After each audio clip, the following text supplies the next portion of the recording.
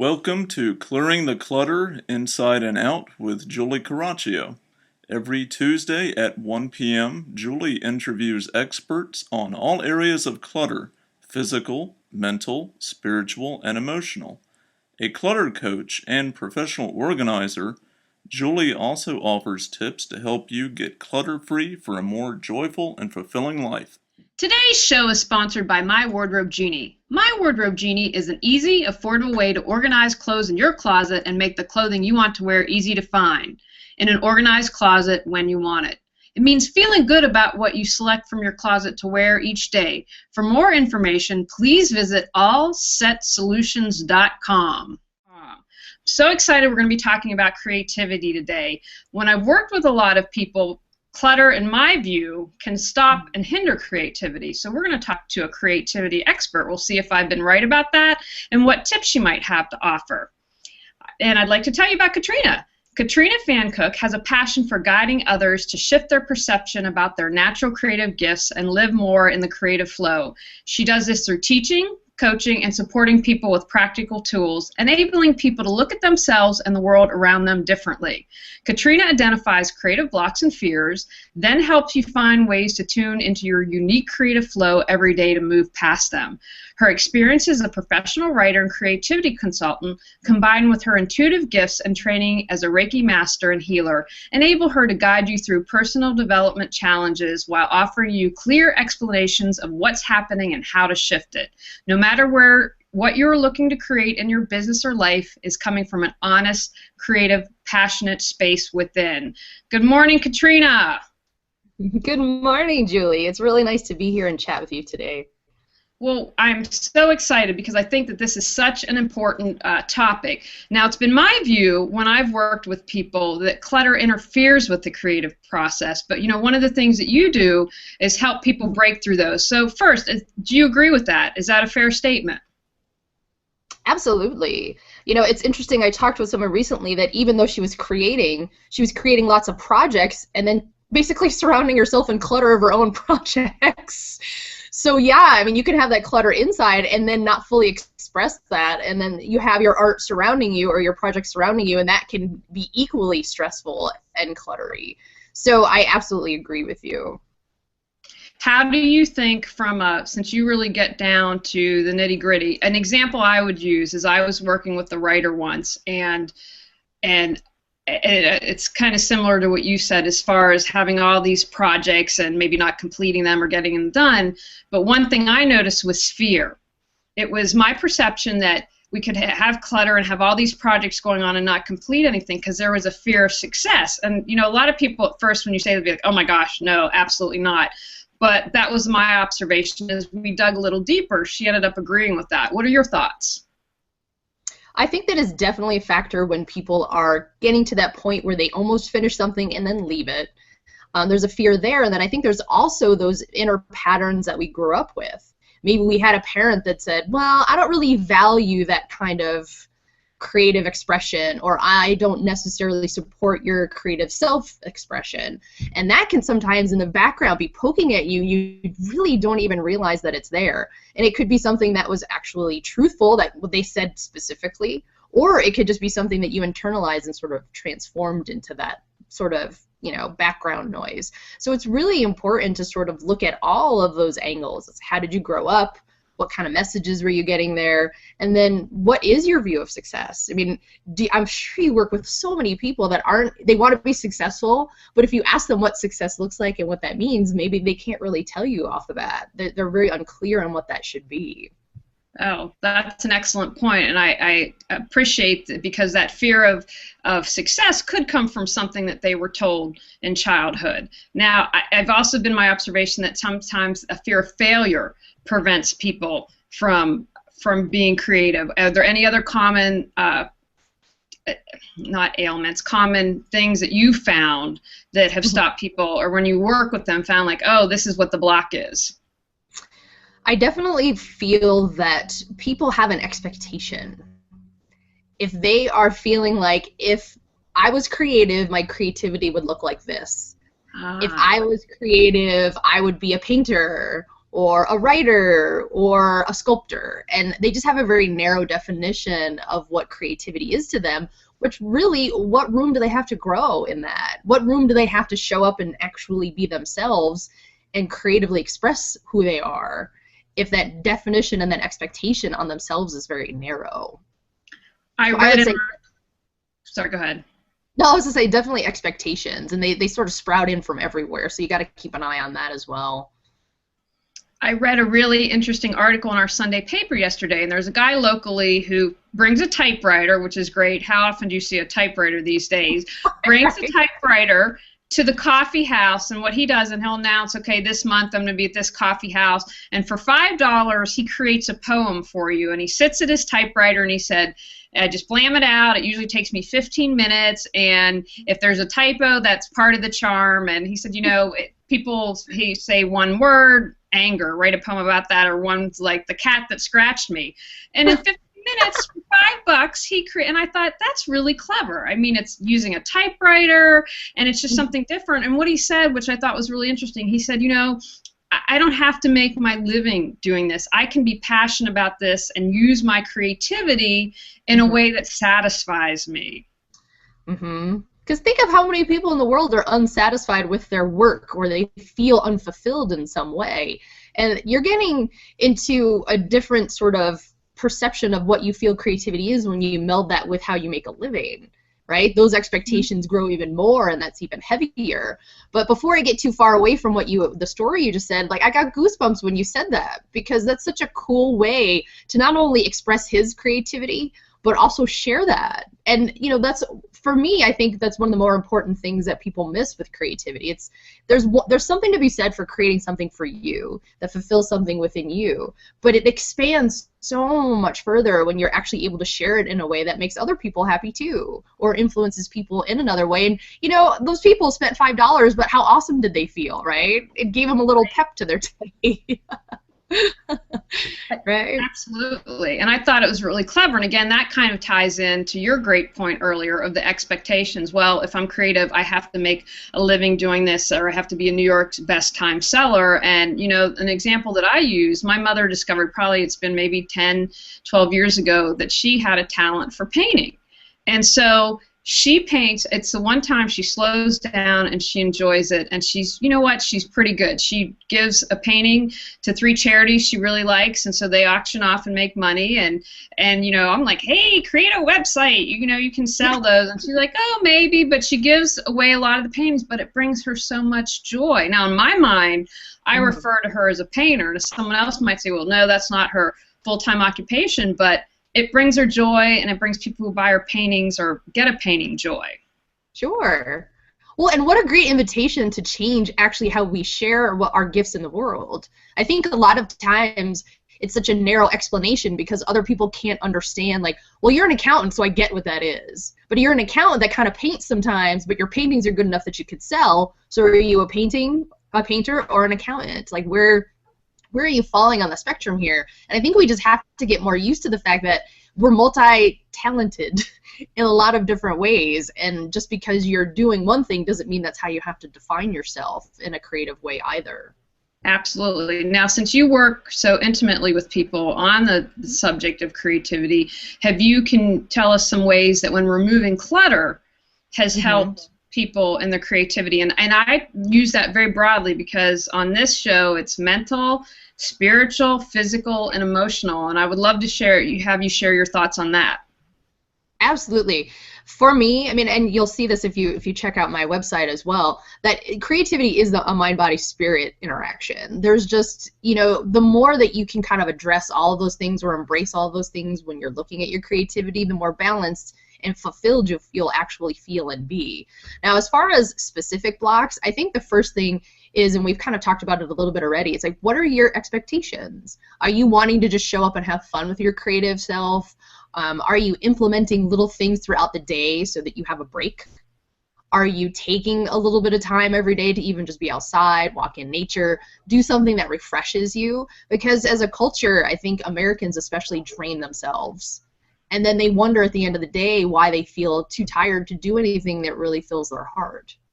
So it's really important to take that time a little bit in the day. And I get it. People have kids. People have full-time jobs. But, find 15, 20 minutes. It doesn't have to be some big, huge, grand gesture. And I think that's where people get hung up. They want it to be this huge, big expression when it just has to be something a little bit every day. Let me think of some other really quick ones. I feel that if you can at least be honest with yourself a little bit too when you are stuck, I think a lot of times, people get a little frustrated with themselves. Try to give yourself a little more self-care. I think the self-care aspect is really missing in a lot of the creative expression of today as well. Because if you think about if you're trying to balance your mind, body, and spirit, self-care is a big part of that.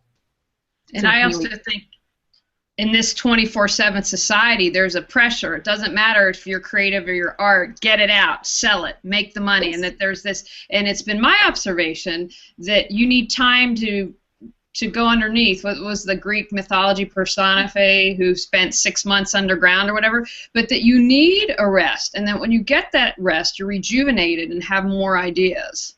Yes, absolutely. Well, and a long time ago, I decided that I was going to do intentions for the full moon and the new moon. And the reason I mention that, it's because I think that there's sort of that twice a month where I'm built in to, for the full moon, you do release intentions, and for the new moon, you do basically goal setting or other intentions of things that you want to create. And I sort of just built that in so I know, okay, this is twice a month where I get an opportunity to allow myself to do that because I am busy and you might not remember.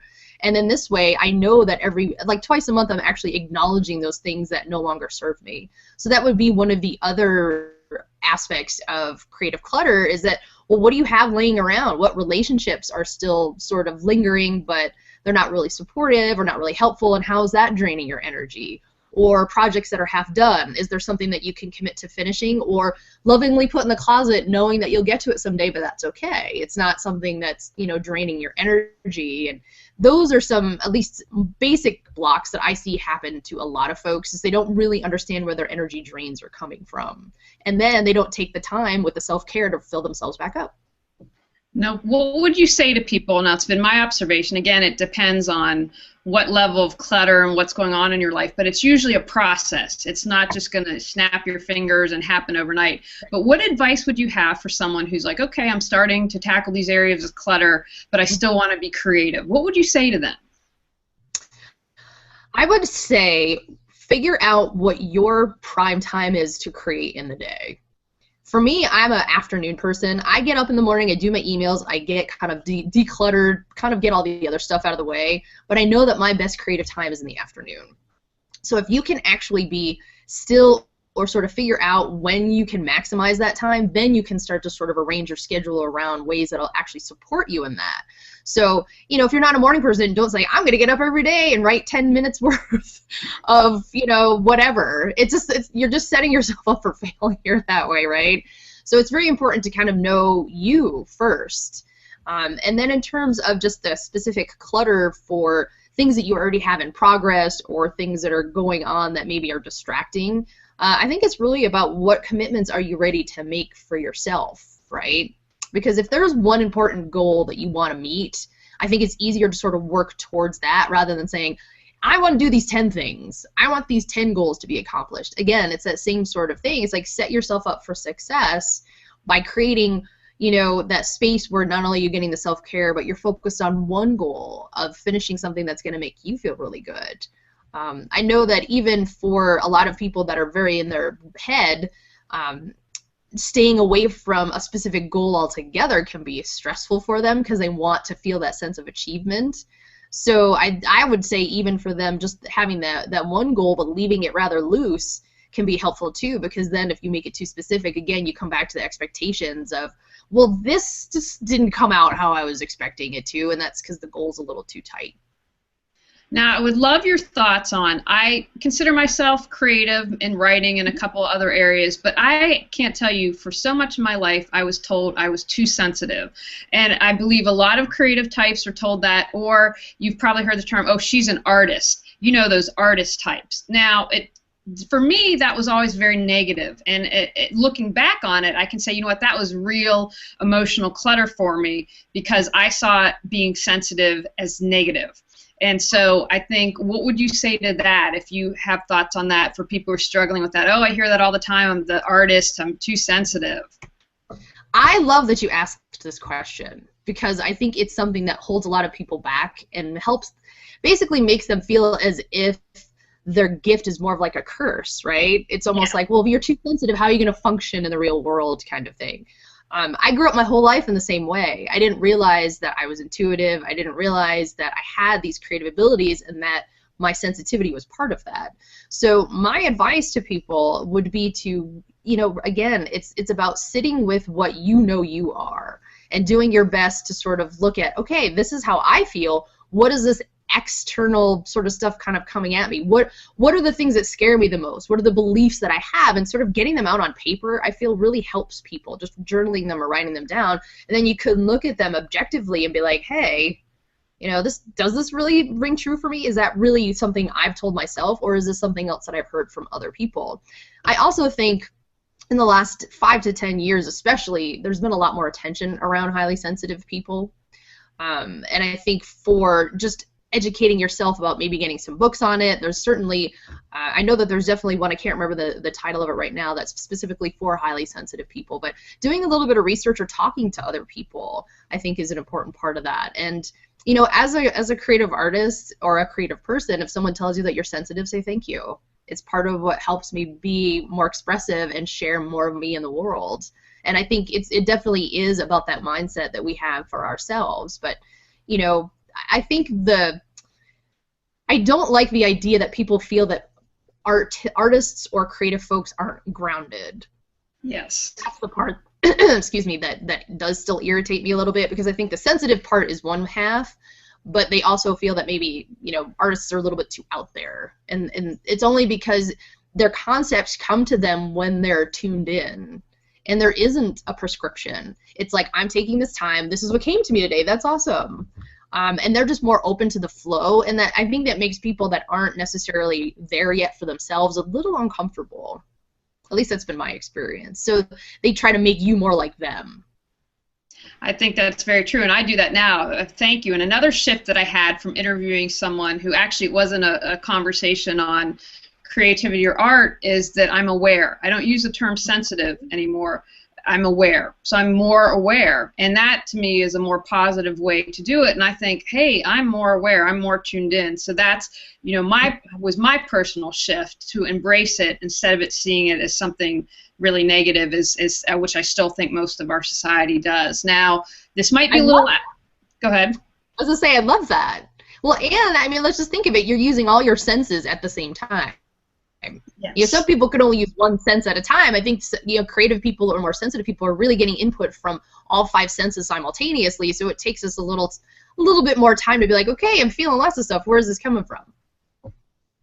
Now, I'd love it if you have, and this might be a little out of your realm, I'll use an example that I use, but since you work with helping people get unstuck from all their creativity blocks, for people who do a bunch of different projects, I've recommended, if you have been in a corporation, they have, you know, those mail slots, so you each get a little slot that's they're huge, and so one would say Katrina and Julie, and then the person would put your mail in, and that was where you'd go, like a mail sorter.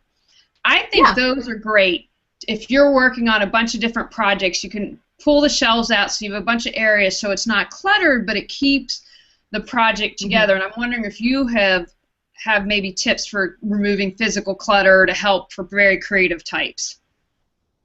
I think that's a fantastic idea, and what I love about that is that you might be working on one project and get an idea on another, so you can write a note down real quick and put it in the right box, so all of your notes are together, right?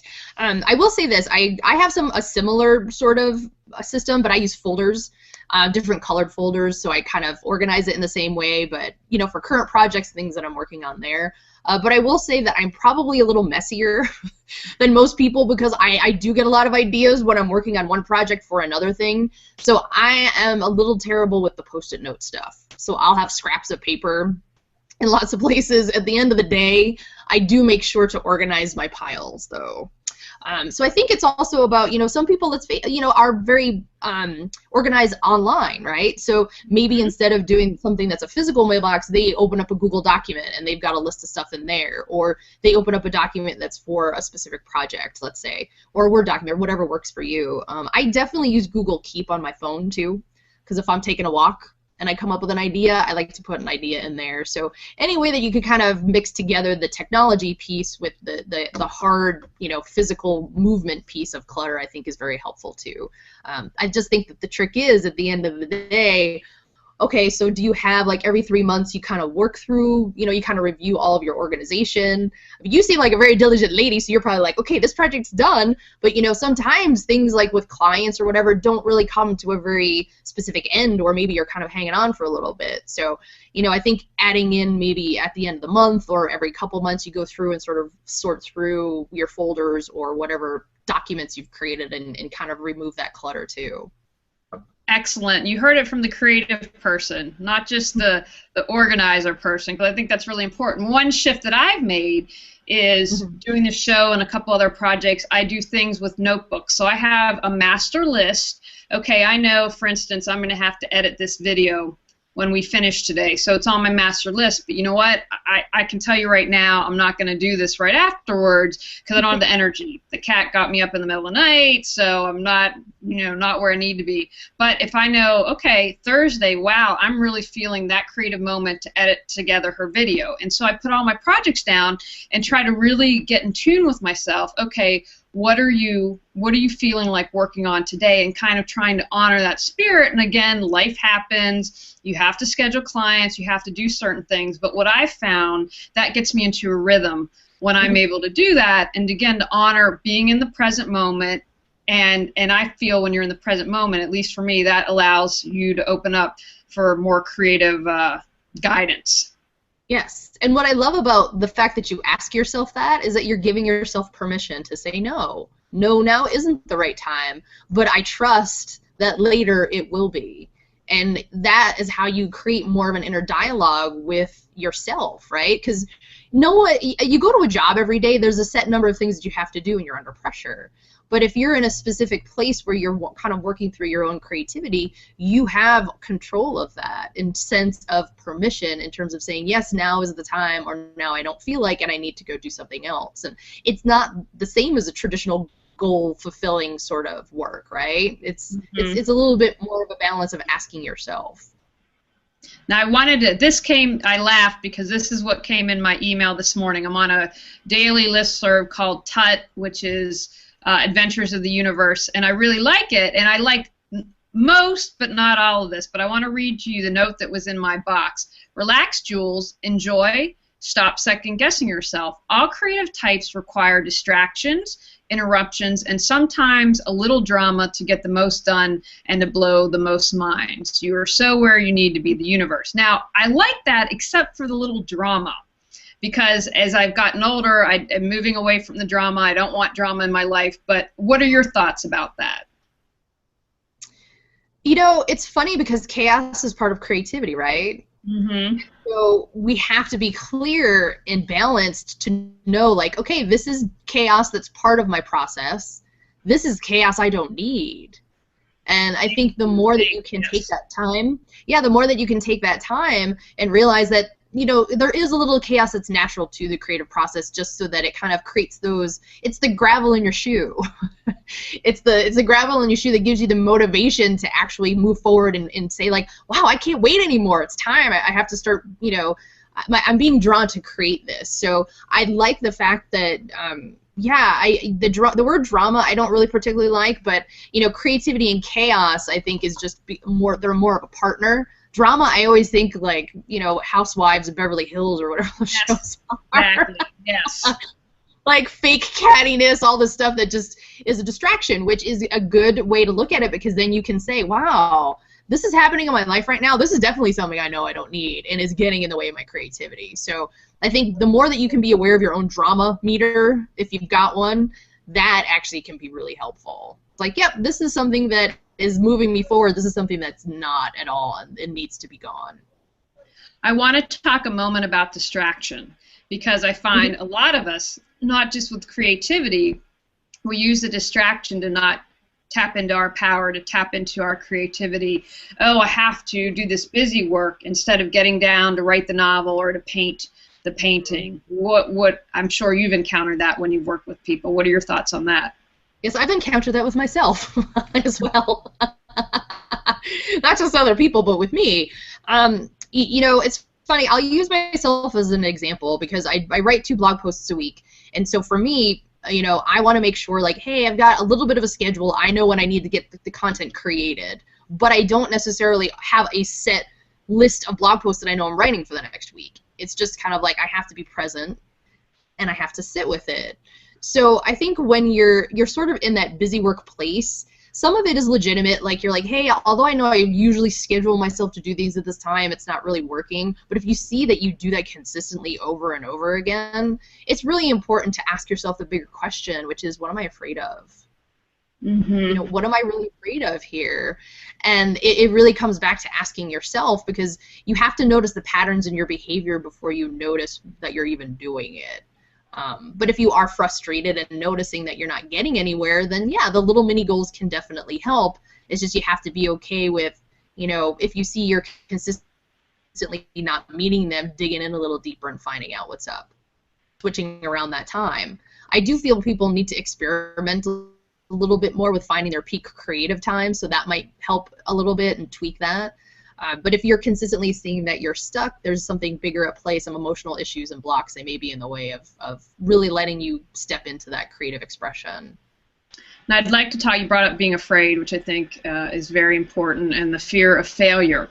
I think, again, if you're more aware that maybe that you feel that more intensely, perhaps, than other people. And, you know, an example I use is I met a guy, actually I had a crush on him, but it was like 20 years ago. I met this guy right after I graduated from college, and he was a writer, and he did the Iowa workshop that's like a pretty big deal, and they said, oh, he's, you know, an up-and-coming or whatever one of those awards were. And I was reading in Vogue, I think it's been 9 months or so. I'm like, oh my gosh. He's now getting lauded. This was like his 3rd novel and it finally hit, but he kept with it. Now, the one interesting aside, I would say it was a very personal novel, which I think goes back to write to what you know, or bringing whatever is personal to you out in your creative work. But he stuck with it, and 20 years later, I'm like, hats off that you stuck with it. But even though they weren't a New York Times bestseller right off the bat, he kept writing. Mm-hmm.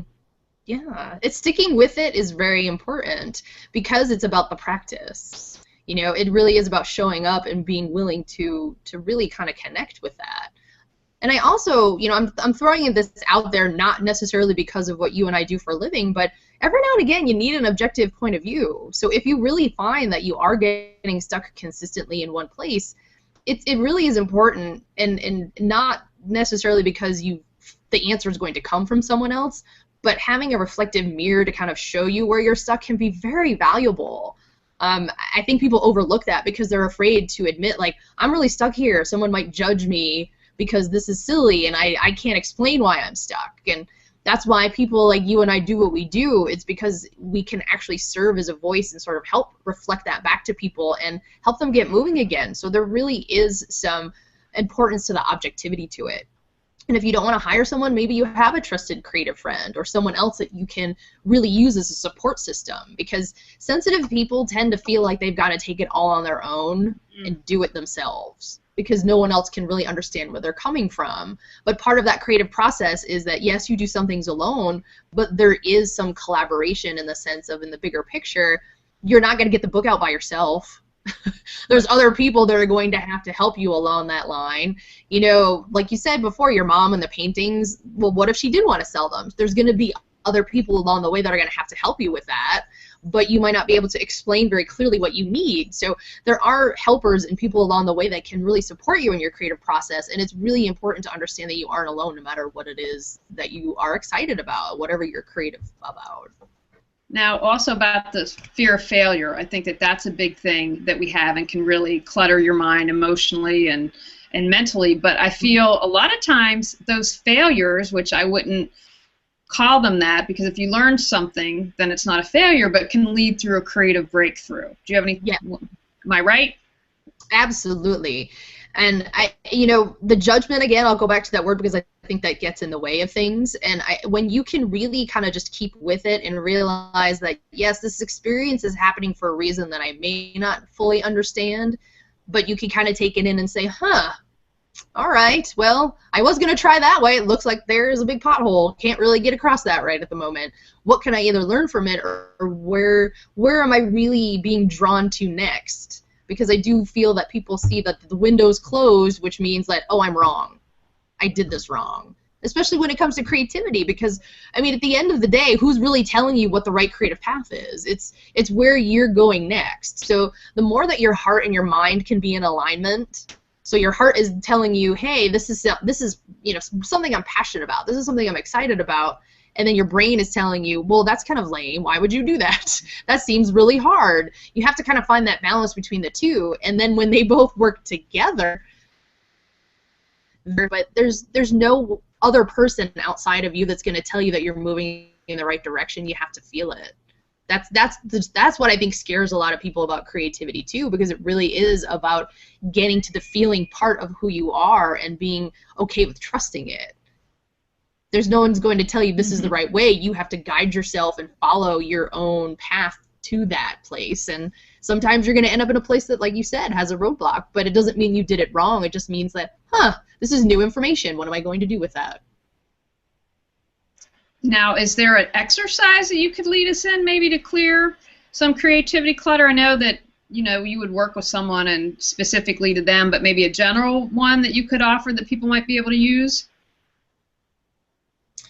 Let's see. I actually just started playing with this idea the other day, and I haven't quite put it full. A list of your creative truths is a very powerful exercise. This is what I believe about my own creativity. And I think if you can look at that outside of yourself, it can really be helpful in seeing where you need to work next. But obviously, as with any exercise, I would recommend people get some time outside or meditate for about 10 or 15 minutes before they start doing that. And I would also encourage people to write the list and then leave it for at least 24 hours before you even take a look at it. Just kind of do the stream of consciousness writing thing and then leave it. I think for a lot of folks, it's about, well, you want the results right now, but just moving some of that blockage just by writing down what you think is your creative strengths as well as your creative weaknesses, because your creative truth is both. It's not just one or the other. Then you can kind of really look at, like, hey, this is really what I'm feeling or thinking. What do I want to do with that? And then in addition to the clutter piece that we kind of already talked about before, I think it's extremely important to spend at least 15 minutes a day where you're tuning in, making it part of what you do every day, and finding the best time for that, and making it part of your schedule. Because when you can start to introduce that, just like people that do morning pages, you'll start to see that even in times when you're not tuned in, stuff flows. It just kind of seeing that space and awareness. So those are two very short exercises. Hopefully they were clear and made some sense, but I find that getting the stuff on paper as well as creating that regular space invites more space and more flexibility for to come in every day.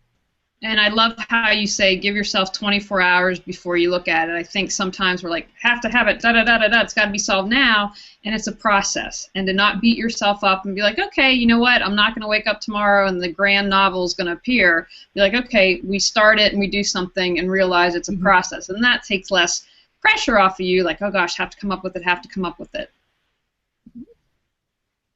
Yes, exactly. And I talked a little bit about this similar exercise in a blog post that I'm working on too, so I can always refer you guys back to that if that sounds interesting to you, if people wanted to kind of actually have a written specific way to walk through that exercise. Now, is there anything else that I haven't asked or that you'd like to share that's really important for clearing the clutter and creativity? I would like to talk a little bit about the health part, because I know we talked a little bit about self-care, but what about looking at the foods that you're eating, the exercise that you're doing, like the physical part of, because let's face it, we sit in a chair all day. That's not really very motivating. Like, what kind of foods are you putting in your body, or what kind of physical movement are you implementing in your day to help kind of keep that energy flowing too? Because that, I find that if I sit for too long, then I start to get sort of funky and stuck too. My creative energy also feels that way. So what are you, it doesn't have to be an intensive exercise program, but, even just walking before you want to sit down and write a little bit, or however that works for you, whatever exercise fits in, and making sure you're putting in healthy foods too. Because I'm a highly sensitive person, I can do caffeine once in a while, but I've got to be very careful with it. And I don't know how many people just feel like they need the caffeine to do the work, but if you need to charge up with all the coffee to write and then you crash later, you're setting your body up for sort of a negative cycle in that sense as well. I think that's an excellent point. Thank you for bringing that up, because that's also, you'll find people who are creative who say, I need drugs or alcohol to be creative. It's part of my process, whereas, I think what you've recommended, good self-care and eating healthy is just, again, and the exercises you offered, that opens up space for the awareness and the creativity to come in, and you don't need the drugs or the alcohol or whatever for that. Right.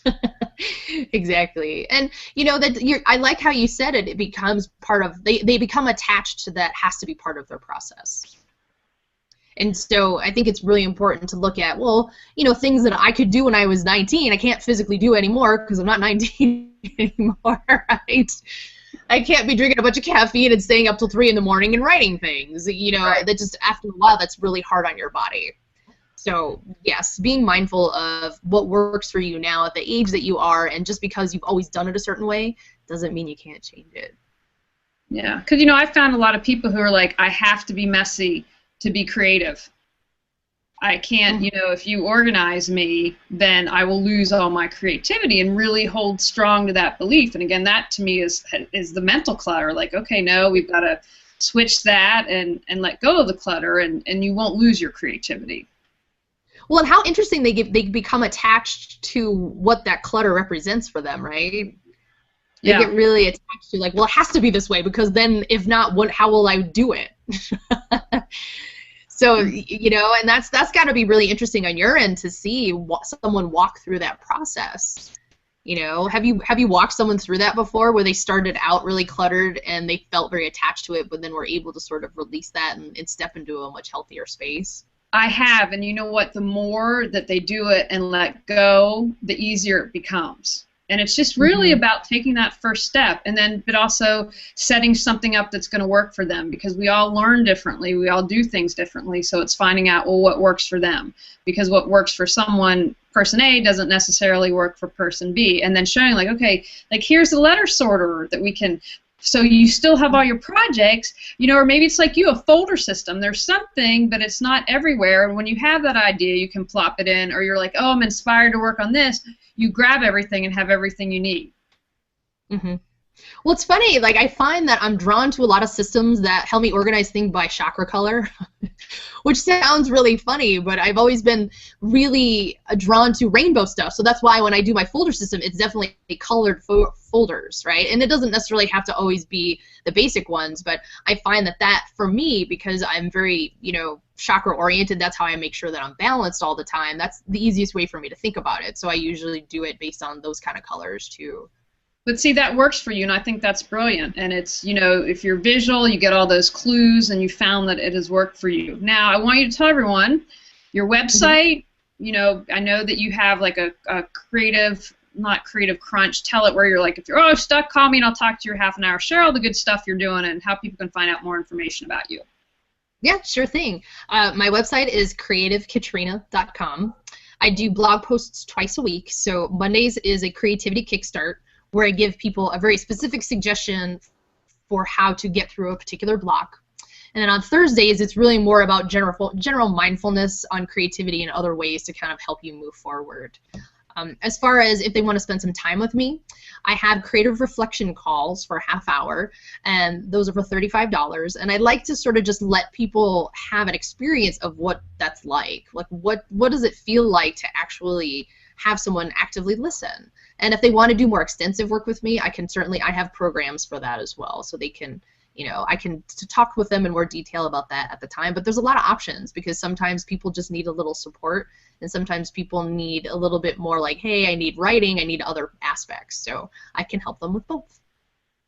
Excellent. So thanks again to My Wardrobe Genie for sponsoring today's show. My Wardrobe Genie is an easy, affordable way to organize clothes in your closet and make the clothing you want to wear easy to find in an organized closet when you want it. It means feeling good about what you select from your closet to wear each day. For more information, please visit allsetsolutions.com. And I want to thank my guest, Katrina Pfannkuch, and again, it's creativekatrina.com. So if you've got some clutter in your creative area, go on and check her out. Thank you, Julie. Thanks for joining us on Clearing the Clutter Inside and Out. You can find out more about Julie Coraccio and her services at reawakenyourbrilliance.com. We'll see you here next Tuesday at 1 p.m. Remember, the journey of 1,000 miles begins with one step.